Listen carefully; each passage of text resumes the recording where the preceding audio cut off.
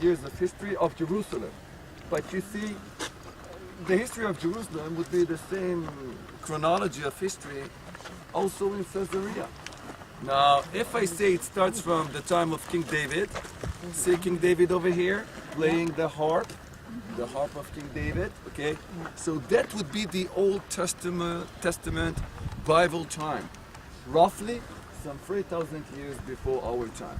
But when we speak about Roman Caesarea and the time of Jesus, it's right over here. There is someone that looks like a Roman governor, see, wearing a toga, which was the famous royal dress acceptable at that time, okay?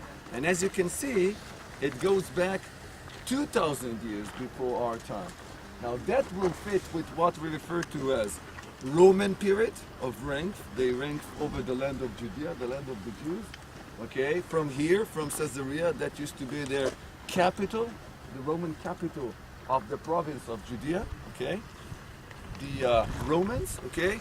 And inside this black period, okay, Roman period, 2,000 years ago, enters the ministry and episode of Jesus Christ. Remember that, okay? I'll go back to this timeline. It's a bit complex. I don't want to create a big unnecessary burden now. I just want to speak about this thing. See? You can touch it afterwards. This is to feel and to see the remains of the Roman Empire. And this is to get yourself, as Christian believers, a hard, solid proof, okay, that the story that was given to you about the tragic encounter between Jesus Christ and Pontius Pilate probably did occur, because I explained it on the bus. Before this statue, this plate, in fact it's a plate of a stone that was attached to a building with a dedication sign, okay, before it was found, to be honest, okay, from a scientific point of view, it was hard to prove that such a Roman governor did exist. You understand that the fact that an ancient religious or historical source mentioning someone doesn't necessarily mean that he did exist. How can you tell? You can tell only when you find an historical written account, okay, mentioning someone, and a hard, solid proof from the word of archaeology, and you combine with those two.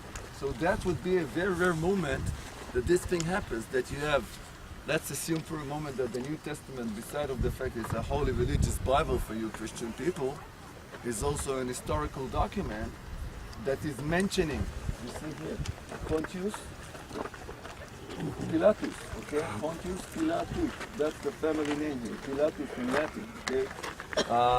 So you can't ask for a much greater proof, hard, solid archaeological proof to support the episode or the account in the New Testament. Now, what is the meaning of this stone? First of all, this stone was found in the first time inside the theater, which you're going to go with me now to hear the lecture of Peter, okay, a great group leader.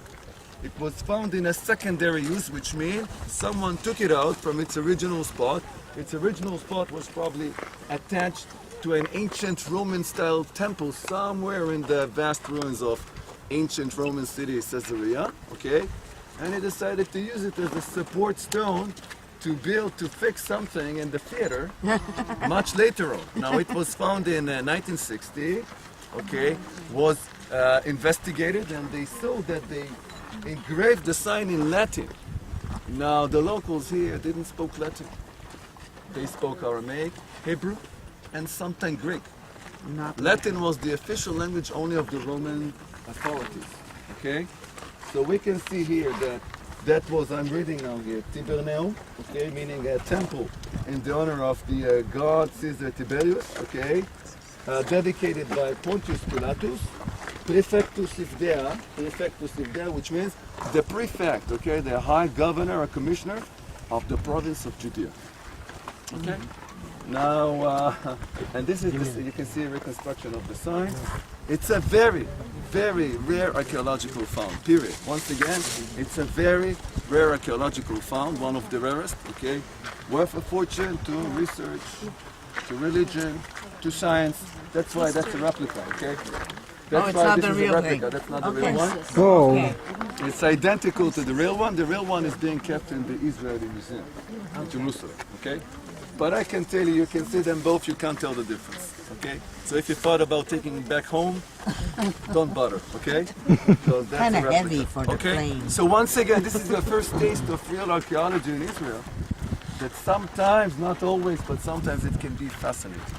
Okay? Especially when you have those rare moments, that figures that you read in the Bible, that we read in history books, are being discovered suddenly. Okay? That's the only proof to support that this guy ever existed. Okay? Any questions up to now?